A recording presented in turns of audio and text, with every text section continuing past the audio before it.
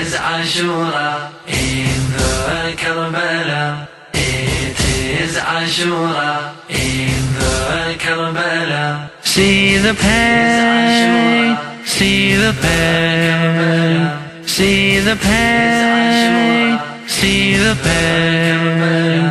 Oh Hussein, you made a call on Ashura, called out Al min Nasirin yansuruna. Oh Hussein, you made a call on Ashura, called out Al min Nasirin yansuruna. Here we are in answer to you, O Imam, to spread and promote to others pure Islam. رحم الله من قرأ سورة الفاتحة. بسم الله الرحمن الرحيم مالك يوم الدين إياك نعبد وإياك نستعين صراط الذين أنعمت عليهم غير الضالين. بسم الله الرحمن الرحيم. الحمد لله رب العالمين، والصلاة والسلام على سيدنا وعظيمنا وحبيب قلوبنا وشفيع نفوسنا أبي القاسم محمد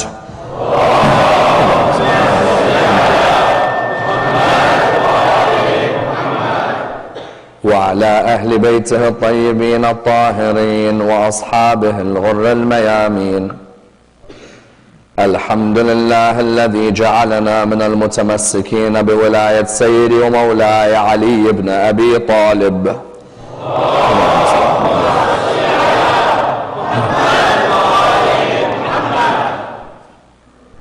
الحمد لله الذي هدانا لهذا وما كنا لنهتدي لولا أن هدانا الله.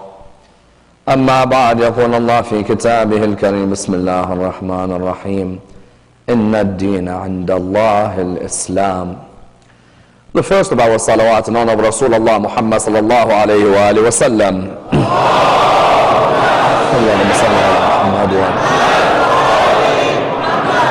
The second in honor of Amir al-Mu'mineen Ali ibn Abi Talib. Allahumma salli ala. The third with your loudest voices in honor of the Imam of our time, Imam Sahib al-Asr wal-Zaman.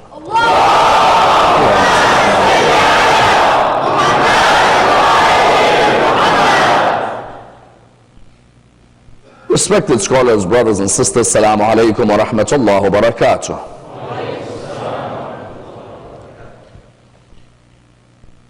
The discussion concerning religious pluralism is a fundamental discussion in academic thought, as well as a fundamental discussion in theological thought.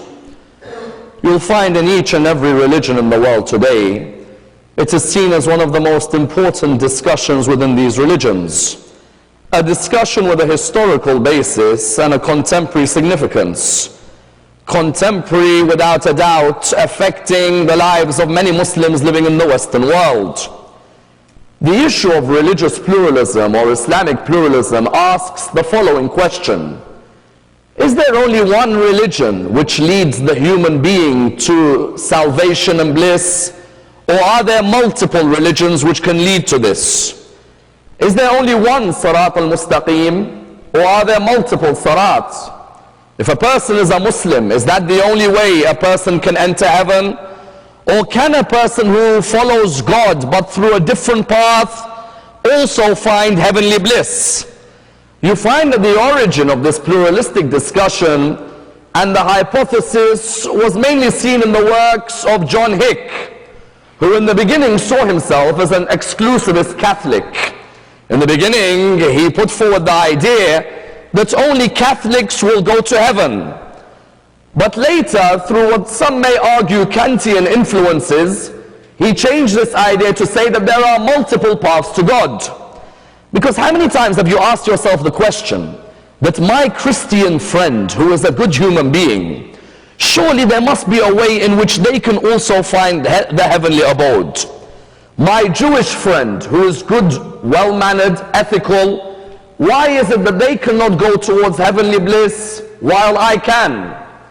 My non-believing friend, who's a human being who's charitable, who's looked after other humans, who's helped those people who are physically challenged, how is it that they cannot find eternal bliss whereas I will? These questions are questions which are being asked by many today, and you'll find the issue of Islamic pluralism is one which affects our communities today, as in there are many in our communities today who say you don't have to believe in the Prophet Muhammad for you to find the heavenly abode. All you need to do is believe in God, submit your life to God. The path of Musa is a path to God. The path of Isa is a path to God. And the path of Muhammad sallallahu alayhi wa alihi wa sallam, Allahumma salli ala Muhammad wa ali Muhammad, is also a path to God. And you find within academic circles today, if you go to virtually every Islamic studies department in the academic world, you'll find that there are papers continuously being published about pluralism, as in plural in difference to the singular. The singular would indicate one way to God. The plural indicates multiple ways to God. Let's examine tonight the issue of pluralism and ask ourselves the following question. Number one, how is pluralism divided within Islamic thought? Number two, how did Hick describe his theory of pluralism, and what are the flaws in this theory? Number three, when the Quran says inna ad-deena 'inda Allah al-Islam, is Islam meant to be taken in the noun or the verb? And what difference would the noun and the verb make? Number four, how did the Prophet's behavior indicate that Islam is an actualized, complete path to God? Number five, does this mean that someone who doesn't believe in Islam will not be shown the mercy of God? And what do our fifth Imam and seventh Imam say about this? And number six, how important is it to understand that just because someone says La ilaha illallah Muhammad Rasulullah does not mean that he can get away with the worst of actions? Let's examine this and dissect the topic in depth. When we come to the word pluralism in religious thought, you'll find that pluralism is divided into two. The first type of pluralism is one which is espoused within the religion of Islam, what is known as social pluralism. What do we mean social pluralism? Social pluralism, all Muslim scholars agree as to its importance. I today, when I live in Canada, my neighbor to my right hand side may be someone of the Jewish faith. My neighbor to my left hand side may be someone of the Christian faith. My neighbor opposite may be someone who is atheist. And my neighbor behind me may be someone of a polytheistic faith, multiple gods. Does this mean because they have not reached the same theological conclusions that I've reached, does this mean that I shouldn't get along with them as a fellow member of humanity? As in, just because I'm a Muslim and he's a Hindu and he's a Sikh and he's a Jew and he's a Buddhist, does that mean that I should show no respect to them whatsoever? Or does the religion of Islam espouse social pluralism? The religion of Islam espouses social pluralism because of a number of reasons. Why? Firstly, the religion of Islam says what? The religion of Islam says that at the end of the day, that Jewish person or that Buddhist or that Hindu or that Sikh, all of them ask 4 questions irrespective of their religion. What are these 4 questions? These 4 questions are questions which every human being asks, irrespective of whether they are a Muslim, a Christian, a Jew, a Sikh, a Hindu, or a Buddhist. The first one is a metaphysical question.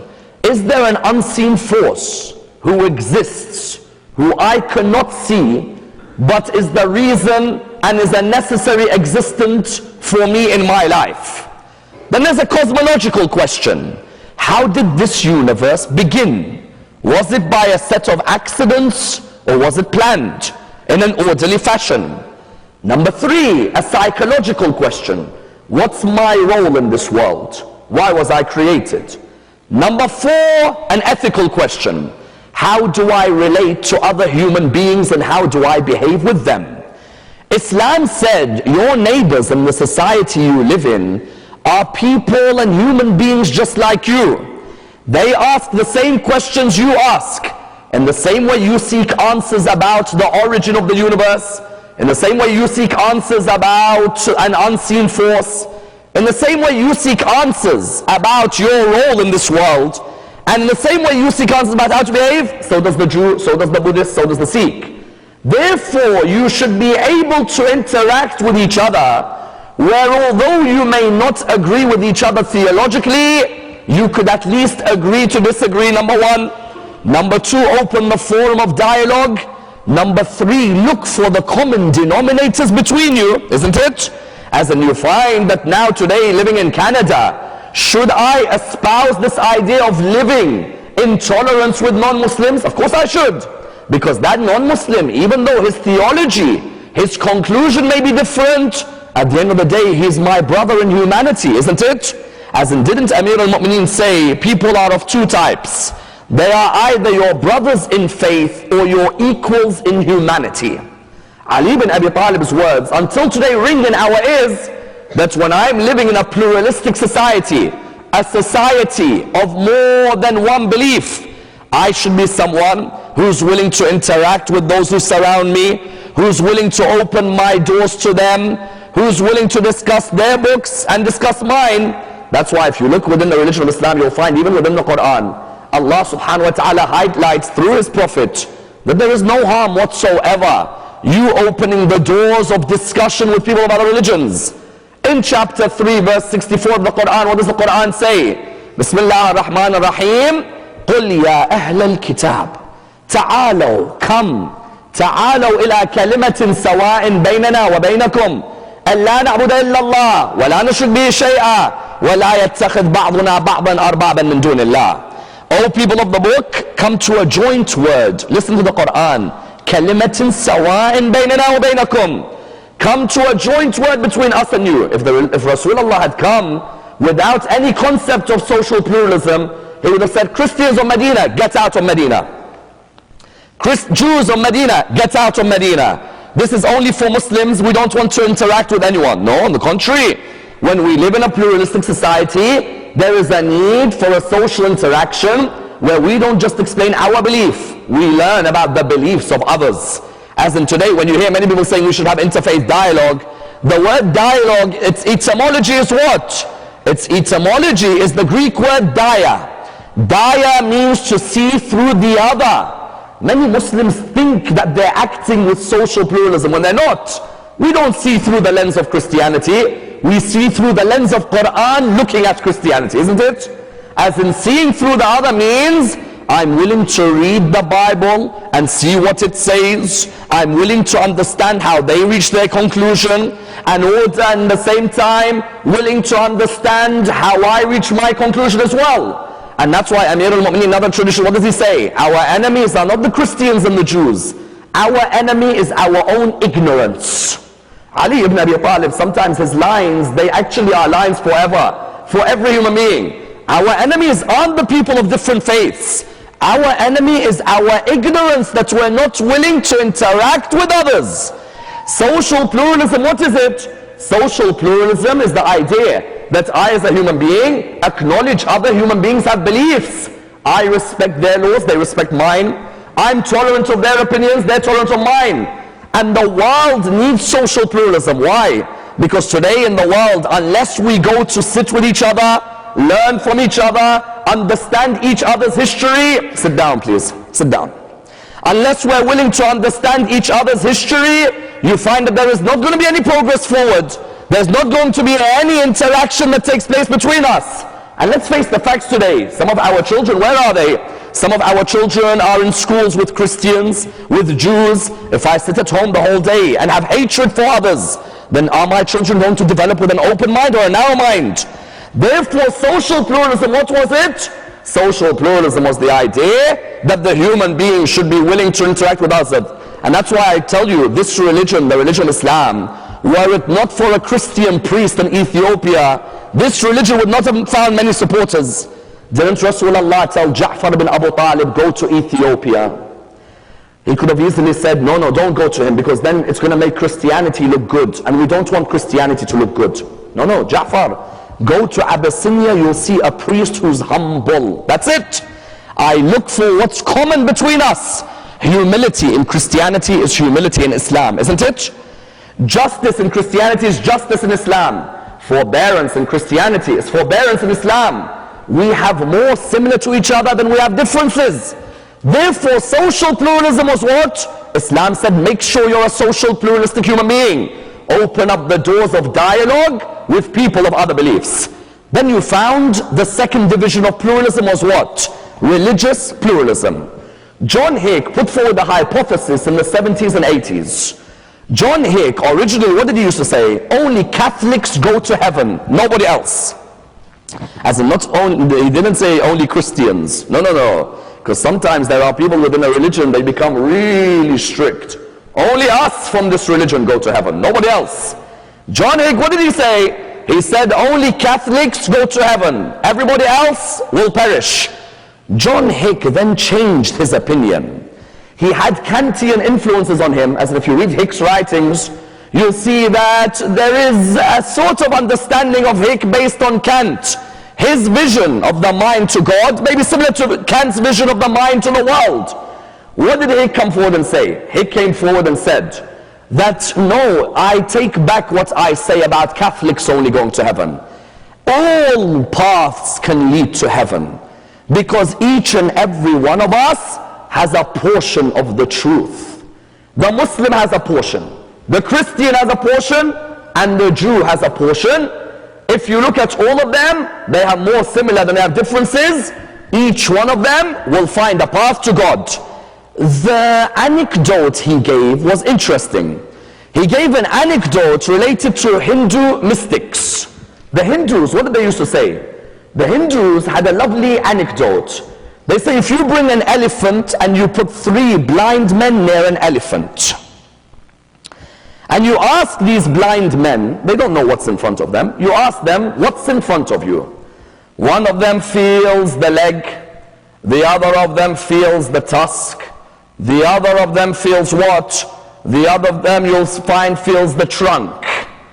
When you ask the first of the blind men who's feeling the leg, what do you feel?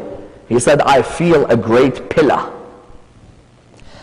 And when you ask the second of them who's feeling the tusk, what do you feel? He says, I'm feeling a very sharp plowshare.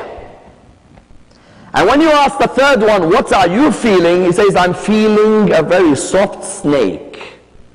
John Hick said, if you ask all of them about the other, they'll say all of the others are false, I am the only one on the truth. The reality is each one of them has a truth as a part of the whole. The one who understands the pillar has a portion of the elephant. The one who understands the sharp plowshare has a portion of the elephant. The one who sees the snake has a portion. They all have a portion of the truth, but they have a portion of an understanding of the whole. He says, likewise Christians, Jews, Muslims, all of them have a portion of understanding God. That means all of them will go towards being saved. Someone replied to John Hick by saying that, hold on a minute, you're telling me, the Christian who believes Jesus is the Son of God, and the Muslim who believes God cannot have a son, and the Jew who may believe in a God who wrestled with Jacob before we came to the earth, and a Hindu who could put the image of God in an idol, all of us are going to the same heaven? He replied by saying, listen, please listen to his points. He replied by saying, you have a point. There's only going to be 3 objections to my theory, and I'll reply to each of them, he said. Your objections are either going to be historical, trans-historical, or understandings of the real. So to him, what do you mean? He said, the first objection any of you are going to have to my theory of pluralism is an objection which is historical. He said, I understand. You're going to say to me, Christianity, Judaism, and Islam, their understanding of certain things in history are different, isn't it? He said, I'll reply to you. It's easy. Okay, Mr. Hick, what's your reply? He said, the reply is, take all 3 of them. Whichever of them differs from the other 2, then classify their belief as a myth and throw it away. So what do you mean? He said, take for example the birth of Jesus, miraculous or not. Judaism, does it believe the birth of Jesus was miraculous or not? No. Christianity, does it believe the birth of Jesus was miraculous or not? Yes. Islam, does it believe the birth of Jesus was miraculous or not? Yes. So he said Judaism, therefore its belief about the miracle birth, throw it away because it differs with the other two. You think the Jews are going to be happy when you say that, Mr. Hick? As in, you think the Jew, when you say to him that your belief that Jesus was born a normal birth, you think he's going to be happy with what you said by throwing his belief away? You find that he came forward, what did he say? He came forward and said that you need to understand, if anyone differs with us, throw that belief away. It's a myth. Likewise, Mary, Christianity, does it view Mary as holy? Yes. Islam, does it view Mary as holy? Yes. Judaism, do they view Mary as holy? No. So he says again, throw their belief away. Then they took him a step further. The crucifixion. Judaism, do they believe in the crucifixion? Yes. They believe the crucifixion happened. Christianity, do they believe in the crucifixion? Of course. Islam, do we believe in the crucifixion of Christ? No. Throw Islam's crucifixion away then. Will Muslims be happy if you throw their crucifixion away? In other words, the first reply is you trying to throw away what's different. That's mythical in itself. That's number one. He said the second objection to me would be transhistorical. What did he mean transhistorical? He said the second objection is, yes, they differ over things like death and the day of judgment. But these things, death and the day of judgment, they don't bring you salvation. As in believing in Qiyamah doesn't bring you any salvation. You don't need to believe in a day of judgment. You can just believe in God and that's enough. That means 500 verses of the Quran I have to throw away. Isn't it?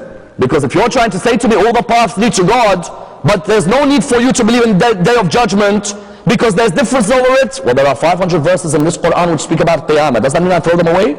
For the sake that every path leads towards God? That was number two. Number three, he said your objections are going to be about the real. Yes, some of you are going to give me different opinions about God. Well, yes, of course, because our opinions are completely different. We believe, Islam believes in a God who cannot be seen. Christianity believes in a God who one day is eternal, the next day he's living, the next day he's dead, the next day he's a spirit of God. Judaism believes in a God, for example, who one day was seen and another day couldn't be seen and in the end will be seen. Hinduism believes in a God, but then they made images to that God. Our understanding of the real is not as fickle as you make it. We have completely divergent opinions. Therefore, John Hick, his idea about pluralism was one which could be defeated. But then you found some Muslims came forward. Some Muslims said, forget Hick. We believe in pluralism. I said, what do you mean you believe in pluralism? They said, everybody goes to heaven. I said, what do you mean everybody goes to heaven? I said, the one who loves Moses goes to heaven. And the one who loves Jesus goes to heaven. And the one who loves Muhammad goes to heaven. I said to them, why? I said, because of the Quran. The Quran says they all go to heaven. Where in the Quran? Say chapter 3 verse 19. إِنَّ الدِّينَ عِنْدَ اللَّهِ الْإِسْلَامِ. So hold on, this verse is quite clear. It says the religion with God is Islam. They said yes. I said yeah, but the verse is saying Islam, so how are you saying? They said yes, Islam doesn't mean Islam in the noun, Islam in the verb. Say how Islam in the verb? Say Islam in the verb means to submit to Allah. So anyone who submits to God goes to heaven. It's quite clever opinion, isn't it? إِنَّ الدِّينَ عِنْدَ اللَّهِ Islam. Say Islam, not the noun. Doesn't mean the name of a religion. Islam, the verb. A Christian submits, a Jew submits, a Muslim submits. All of them go to God. All of them go to heaven. You reply by saying it's interesting. But why don't you complete the verse? Why do you stop in the middle of the verse? As in the Quran, if you stop in the middle of a verse, then anyone can form an opinion. That verse begins, إِنَّ الدِّينَ عِنْدَ اللَّهِ الْإِسْلَامِ. The religion with God is Islam. And the people of the book, Ahl al-Kitab, when the knowledge came to them of the truth, turned away from the message because of envy of the message. You see, they stopped in the middle. They didn't continue to mention Ahl al-Kitab when the Quran came to them. It came to Christianity and Judaism. It came as a final message. Instead of them taking it, the envy got to them. The man comes to Medina. He doesn't even have a royal entourage. He looks like a normal human being coming on a camel. You think we're going to accept this guy as a Messiah? I tell you, I always ask the question. If Judaism doesn't believe in Rasulullah, then why are there so many of you in Medina? Unless you had a book which told you a man would appear from Medina, isn't it? As in when there's many Jews in Medina, why? As in unless you were told there's a man who's going to come in Medina, Banu Qurayza, Banu Qaynuqa, Banu Nadir, the people of Fadak, the people of Khaybar, all of them Jewish, aren't they? They were all there in Medina. The Quran said, Inna ad-dina 'inda Allah al-Islam. But the people of the book, instead of taking this final message of Rasulullah, turned away out of envy of his message. And you find each and every one of them fought him. And that's why it's not just that verse. Muslim pluralists today, it's not just that verse. If you look in the same Surah 3 verse 19, look 66 verse later, Surah 3 verse 85, tell the people of the book, do you believe in submitting to the religion of Islam? If they do, then they are rightly guided. If they don't, then your responsibility is only to give them a message. As in here the Quran, even another verse says, we only accept from the people the religion of Islam. We do not accept anything else. Someone says, but how does the Prophet's behavior show this? As in, someone may argue that the Prophet, maybe he showed the Christians that you could get to heaven as well. You find the Prophet, no. The Prophet on many occasions, what was he showing? The Prophet, after the Treaty of Hudaybiyah, wrote a letter to the Christians, inviting them to the religion of Islam. Tell me, if Rasulullah thought Christianity the way it was is a path to heaven, Rasulullah has no need to tell the Christians, come to Islam, isn't it? Rasulullah could just say, stay the way you are, there's no need to change. You don't need to change, stay Christian, we'll stay Muslim. Rasulullah, after the Treaty of Hudaybiyah, wrote a letter to every Christian. He said to him that come towards the religion of Islam. When you come towards this religion, you will find eternal salvation. And that's why here you find something very interesting. Something arises here which is very important. Someone asks, why Islam? As in, why is Islam the only message to Allah? I think this is the most important question for any Muslim in their life. Some answer it at 20, some answer it at 40, others answer it at 60, and there are some who go to their grave and not for 1 second did they ask. And you know what the problem is? We have too many followers without any reflection. Too many. They're following what they think is a religion, but without reflecting why Islam. Someone says, oh, I follow Islam because of the fact that the Quran is the final book of God. It's going to be a cyclical argument. You believe the Quran, they believe the Bible. You turn around, you say, I believe the Bible. So what? You say you're a Muslim because you believe the Quran. I believe the Bible. I believe Islam because the Prophet Muhammad is the last prophet. It's cyclical again. We believe Musa, you believe Jesus, we believe Muhammad. Do you notice how many arguments we actually use? If you put them to test, they'll be just replied back to in a cyclical way. You find that the main question a Muslim needs to ask themselves in this world is why Islam? As in the Prophet Muhammad, when he said you have to have Islam, the Christians love God, the Christians have the best ethics, the Christians talk of neighbors, they talk of brotherhood, Jews have the same, they believe in commandments, laws which you have to follow, boundaries and regulations. Oh Muhammad, why Islam? The Prophet Muhammad wasn't turning around to Christianity and Judaism and saying you are bad religions, not at all. The Prophet Muhammad came with a particular message. What was it? Moses brought you law. Jesus brought you the spirit of law. With my Islam, I bring you the law and the spirit in one religion. That's the point. We're not saying Judaism and Christianity are bad ways of life. On the contrary, wallah, there are Christians and Jews better than some people in our Muslim community. What we are saying is the complete message of law and ethics with spirituality as a holistic way of life, complete in the Prophet. And I tell you, there'll be certain people, when you think about this, they'll say, we haven't even reflected, because if I ask a Muslim today, excuse me, I'm a Christian, you're a Muslim, why Islam? Why? Tell me, why your religion? Why not mine? I love God, you teach about loving God. I love prophets, you teach about loving prophets. Why shouldn't I follow my religion? Why should I follow yours? The answer can't be because mommy and daddy were Muslims and I was born into the religion. If your mother and father are Ali and Fatima, you're born into that. And if your mother and father are Jason and Tracy, you're born into that. And if your mother and father are, for example, of another name, you'll follow that. Islam said there is no taqleed in usul ad-din. You need to go out and understand why, isn't it? In usul ad-din, I can't just turn around and say, mommy and daddy are Muslim, that's why I am Muslim. I have not got a clue why I am Muslim. Islam came forward and said, go and research why you have this religion. you think you can come back to us without understanding why? The answer is that the complete holistic way of life, holistic structure in law, ethics, spirituality, and in a social life with theological answers was actualized in the Holy Prophet in his life. In the Holy Prophet, you didn't just find the law of Moses, nor did you find the love of Jesus. You found both of them intertwined in Muhammad's complete message.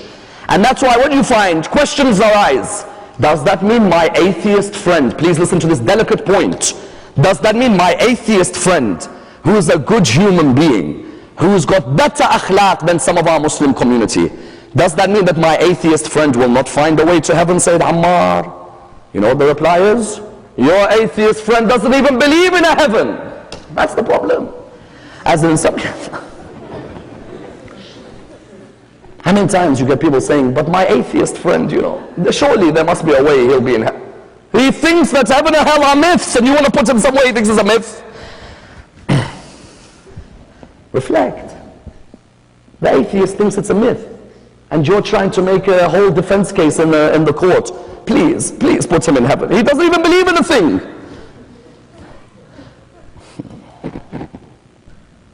Someone turns around and says, how about my Christian and Jewish friend, or even my friend, surely Allah will show mercy to him? Yes, Allah will show mercy, that there is no doubt. There needs to be an acceptance of Prophet Muhammad's message, that there is no doubt. Anyone who heard the Risala of Rasulullah from that day until today has to accept it as the final holistic way of life, answering theology, ethics, and the social aspects. However, if a person is a non-Muslim, does that mean that they burn in hell? And I don't like to mention these words, hell, a lot from the minbar. I know there are certain people who enjoy their whole lecture, hell, hell, hell, damnation, hell, hell, hell, yes? As if you find that there are certain people, the whole lecture, the whole world's going to heaven, but he thinks he's going to heaven and the whole world's going to hell. No, I don't like to mention hell, hell. But one thing I will mention, our imams on a number of occasions mentioned, if a person hasn't submitted to the path of Rasulullah, correct, he needs to submit to that path. And at the end of the day, the heavenly abode straight away will not be theirs. However, does that mean Allah burns them? And again, I don't like to use this rhetoric. It's purely for the discussion.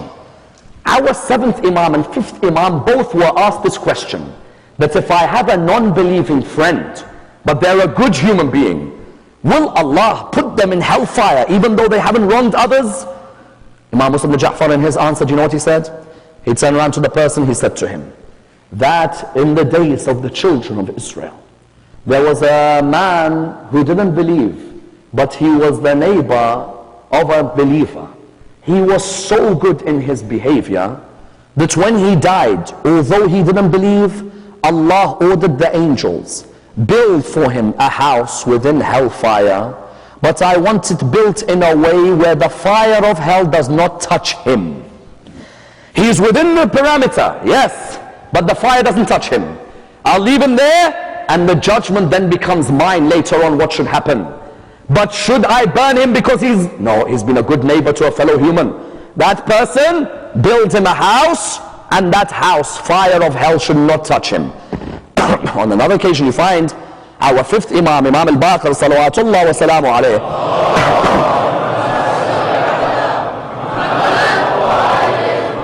You find our 5th Imam, Imam al-Baqir himself on another occasion, what does he say? He says there was a man living in the time of whom? A man living in the time of an oppressive leader. That man left. He went to people who were polytheists, who put partners to God. But those people gave him shelter. Those people looked after him. Imam al-Baqir said, God will order that a house is built for him. It may be built in the parameters of hell, but Allah will order the angels, never make the fire of hell bring fear into this man. The man was a good human being. He may not taste heaven straight away, but because of his goodness as a human being, we do not forget the deeds of a good human being. And that's why I always point out that sometimes when people say people who are good in this world, Allah will forget them. Number one, we mentioned hadiths where Allah will make sure that the fear or the fire of hell does not touch those types of people. Number two, in this world Allah does reward, no doubt. How many non-Muslims have you seen in this world who are more successful than Muslims in their life, isn't it? Haven't there been non-Muslims? Their philanthropy is better than some Muslims. Wallah, we have some stingy Muslims, I tell you.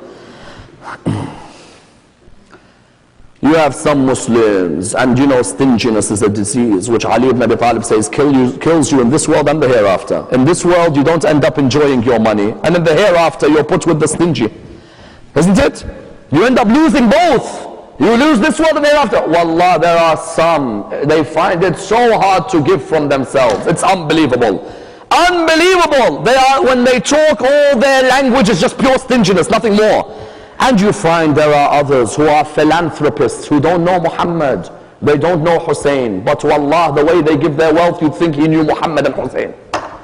You'd think he knew Al-Muhammad. When you give $1 billion away or 500 million, you think Allah didn't bless such people because he knew that they are good with humanity. And sometimes when someone says, Ya Allah, why not me? It's because if I give you, wallah, you'll never give to any human being. As in, there are some human beings, I tell you, millionaire, when it comes to funding for a project, yes, on the following 10 conditions I will fund you. He's only got this much money compared to Buffett and Gates, but now he's walking around like a peacock on the earth. Sit down, calm down, relax. A few million you've made, mashallah, well done. Don't put conditions on the human being, because there are millions richer than you. Be a person of generosity, a person of humility. Learn from Buffett, learn from Gates.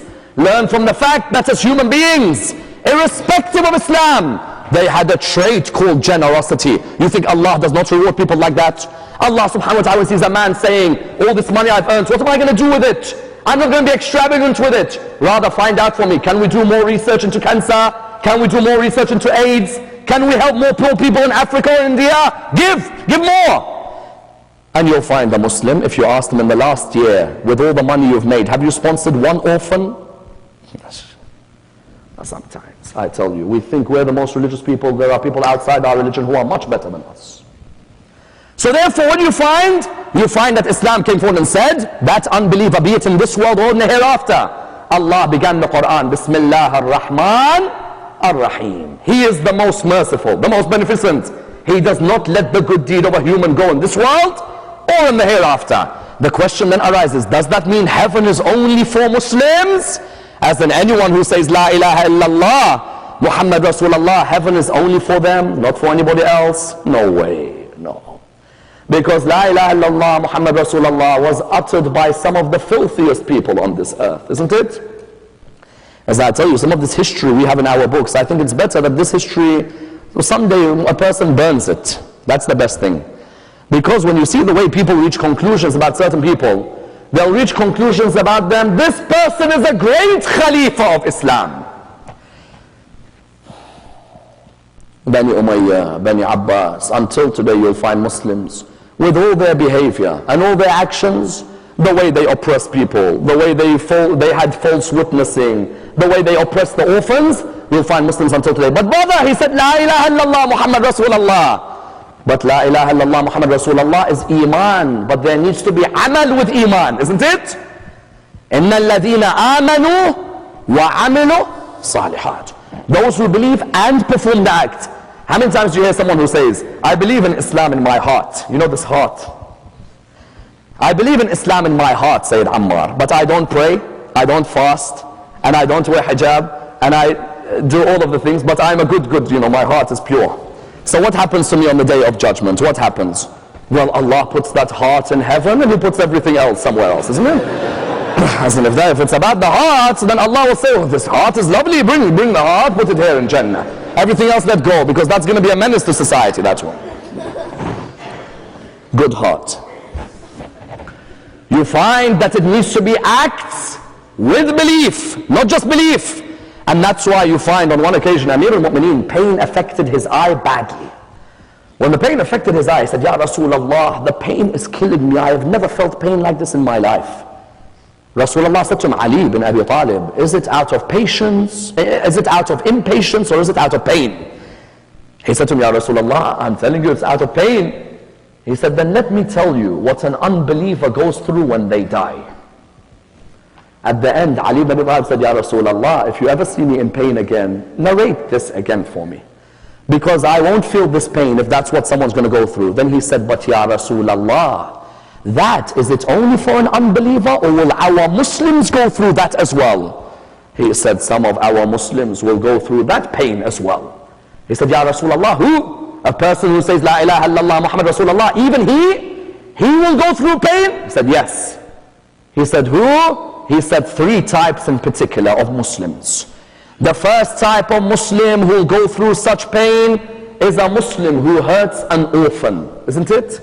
As an orphan, when you see an orphan in front of you, isn't it that your heart breaks for that orphan straight away? As in, you can't bear to see them knowing that they don't have a father to go home to, or they don't have a mother to be with them.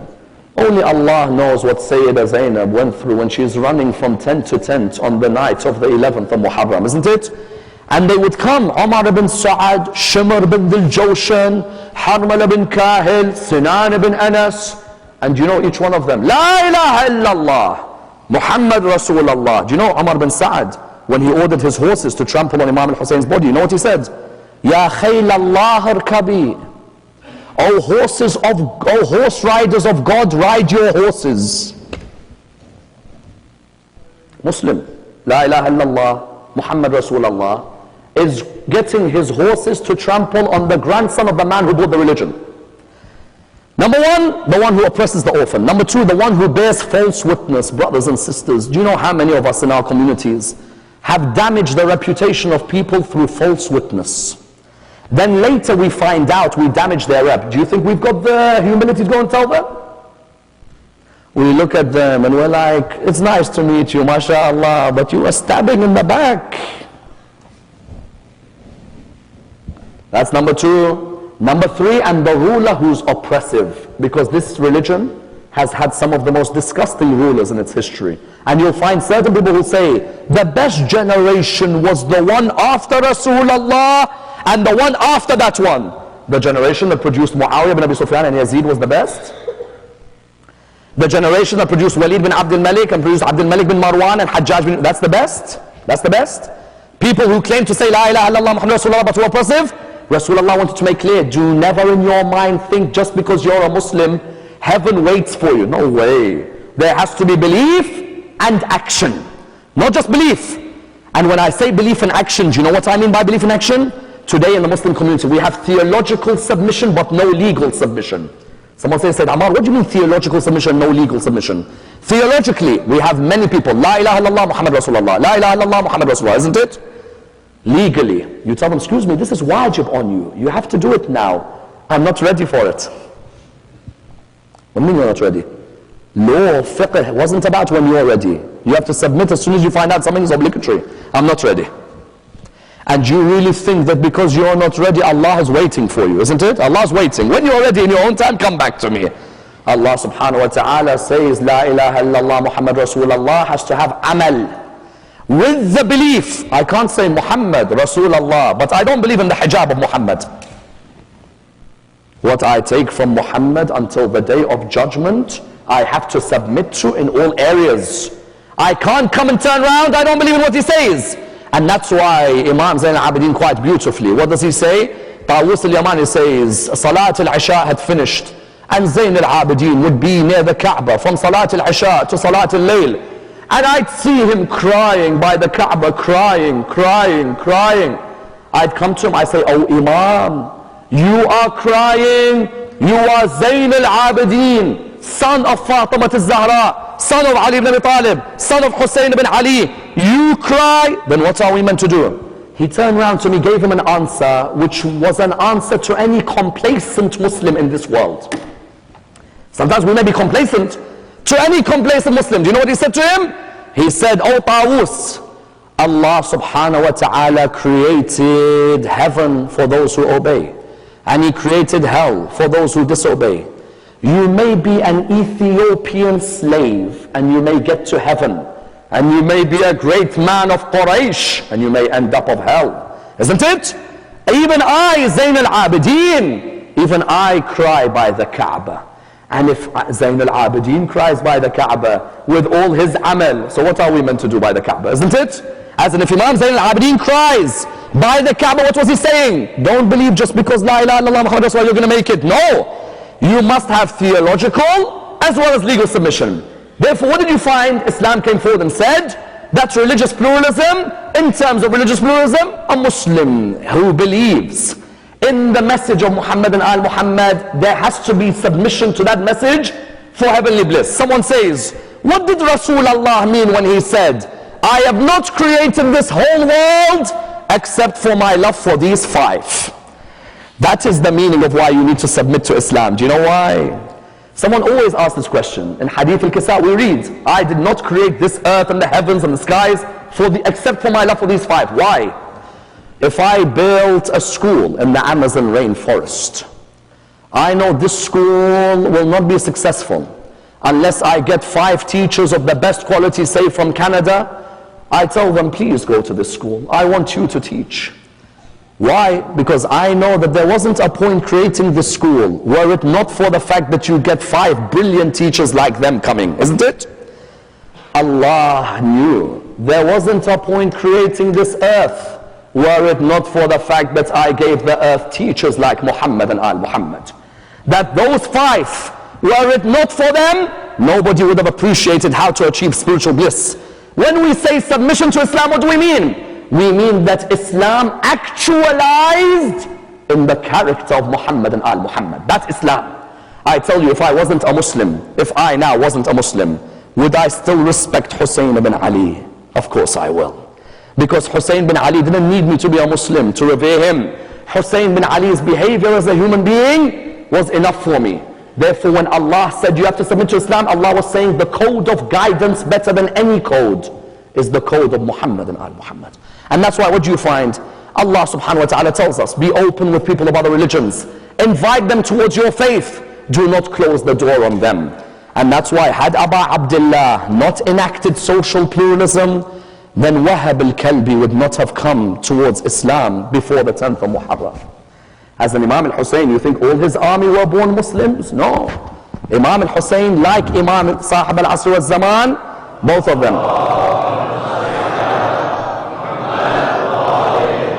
Imam al-Hussein, like the Imam of our time, his soldiers do not need to be Muslims now.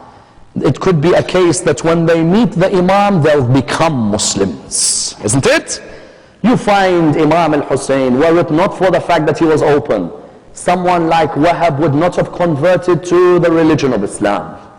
And you know this Wahab, he was a Christian, he was sitting next to his mother and his wife. They had just got married. And the narrations, what did the narrations mention to us? The narrations mention to us at this moment that Imam al-Hussein was going towards Karbala. He came past their house. Wahab was outside the house. When he was outside the house, Wahab is a Christian. Imam al-Hussein was walking past. Wahab asked him, excuse me, who are you? He said, Ana Hussein ibn Ali ibn Abi Talib. I am Hussein, son of Ali, son of Abu Talib. He said to him, where are you heading? He said, I'm going to head towards removing oppression and bringing justice on this earth. Removing oppression is what you believe as a Christian, what I believe as a Muslim, isn't it? We both share this belief. There is oppression happening against humanity through the leadership in Sham. I'm going to try and remove this oppression, stand up against this injustice. Wahab said, may God bring you success in what you do. He went back into the house next to his mother. His mother looked at him, she said, who are you talking to? He said, I was talking to a man who said he's going out to fight against injustice and oppression. She said, what's his name? He said, Hussein, son of Ali, son of Abu Talib. His mother smiled when she looked at him. She said, did you say son of Ali bin Abi Talib? He said, yes. She said, what a wonderful man his dad was. He looked at her, he said, Mom, what do you mean? You know the family? She said, when I was pregnant with you, I was going through complications in my pregnancy. And it was difficult, and there was a chance I was going to die. Me and your father were Christians. His father was a Muslim, but I wish you had met his father. A lovely human being, a man of respect and a man of honor and principles. She said, although we didn't believe in his religion, we said to ourselves, let's go and ask him. He seems like a man of God. At the end of the day, our paths may be different, but he seems like a man of God. Let's go and ask him to pray to God to help me in my pregnancy. That, Ya Allah, oh God, let me have the birth, but don't kill my beloved child. She said, we went to Ali ibn Abi Talib. He said, by all means, I'll pray to God. You are people of God, we are people of God. I'll pray to God, and I hope that your child is born without complications. She said, my son, you were born because of the prayers of his father. When he looked at her, he became sad. He said, Mom, what would you want from me? Tell me. When he's come now past, she said, how many are with him? He said, only a handful of people. A small amount. And he has young girls with him, Mom. Ruqayya, Sukayna. And he even has a baby with him, Mom. A 6-month-old. There's only a young boy he has with him. They look like a family. They look like they have the best of unity. Mom, what do you want? What shall we do? She said to him, do you want to make me proud? He said, tell me, Mom. She said, let's join his religion. And he looked at her, he said, Mom, we join his religion? She said, yes. Ever since his dad helped me, I've always wanted to join his religion. Let's go, me and you, let's go to him. His wife, he had just got married to her, a Christian girl. She looked at him, she said, Wahab, where are you going? He said, I'm just going to see Abu Abdullah. I'm going to join his religion. Why? Because he's a man of God, and he's a man who deserves help. And his dad had a supplication which helped me before I was even born. She said, very well. She went with him, she saw the submission take place, and they headed towards Karbala. These two had been married for 17 days, brothers and sisters. Only 17 days they had been married. The narrations, you know what they mentioned to us? They mentioned to us that she noticed on the 10th of Muharram, each of the soldiers heading out. She had only got married 17 days earlier. The narrations mentioned to us that when she noticed this, she came to her husband. She said to him, I beg you, tell me you're not going to go out to fight. He said to her, I have to go out to fight. I have to defend this man. This man's a stranger in Karbala with no one to protect him. She said to him, I beg you, don't go. Please stay with me. Please. After you die, who's going to look after me? Who will be with me? We've only been married for 17 days. He said to her, I'm sorry, I don't mean to be rude to you, but it's my mother's wish and it's my role as a Muslim to sacrifice my life for justice. Do you know what the narrations mention?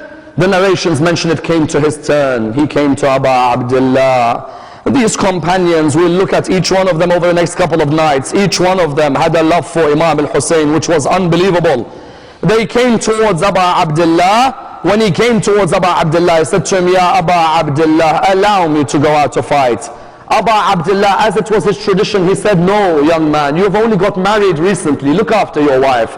He said, Abu Abdullah, my mother said to me, make me proud that when I meet Fatima al-Zahra, when I meet her on the day of judgment, I could say I gave away a son for Hussein as well. The narrations mention that when he heard this, Abu Abdullah said to him, very well. The narrations mention therefore at this moment, he began to walk out. He heard a cry from behind. He heard this cry. What did the cry say? The cry called out, oh Wahab, do not go. He continued walking. The cry continued, oh Wahab, I beg you, do not go. He continued walking towards the battlefield. All of a sudden he heard a cry, Wahab, Wahab, go! Defend al-Muhammad. He turned around towards his wife and he looked at her and he said to her, why have you changed your words? When I asked you before, you said to me, do not go. Now when I ask you, you say to me, go towards the battlefield. She said, Wahab, how can I tell you not to fight when I see the daughters of Rasulullah without any water next to them? I see Sukayna to my right and I see Ruqayya to my left. But what hurts me the most is I see a 6-month-old baby without any water next to him. He was so sad when he heard her. He went out on the battlefield. Ammar bin Sa'ad attacked him from every angle. He didn't leave him alone. He was on the ground. He was lying there. She ran out towards his body. She had missed her husband. She sat by her body. She said to him, I'm so proud of you. Shimr then looked at his servant. He said, Rustam, go and finish his wife like you finished the husband. Rustam ran towards her body. He took out his sword and he beheaded her next to her husband when they were next to each other. Umar bin Sa'ad did one thing which remains the saddest of things. He took this head of Wahab, he threw it at Wahab's mother. He said, hey, take your son. You don't have any son now, do you? Listen to the reply. She said to him, oh Umar bin Sa'ad, you think you make me sad by giving me my son's head. I wish I had 20 sons to give towards Fatima az-Zahra, so I would be prouder with her on the day of judgment. Inna lillahi wa inna ilayhi raji'un. Raise your hands, brothers and sisters.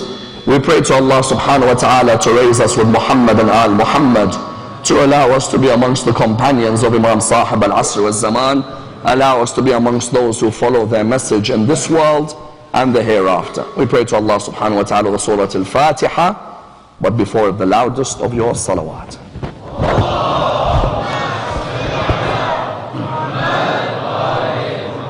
Bismillah.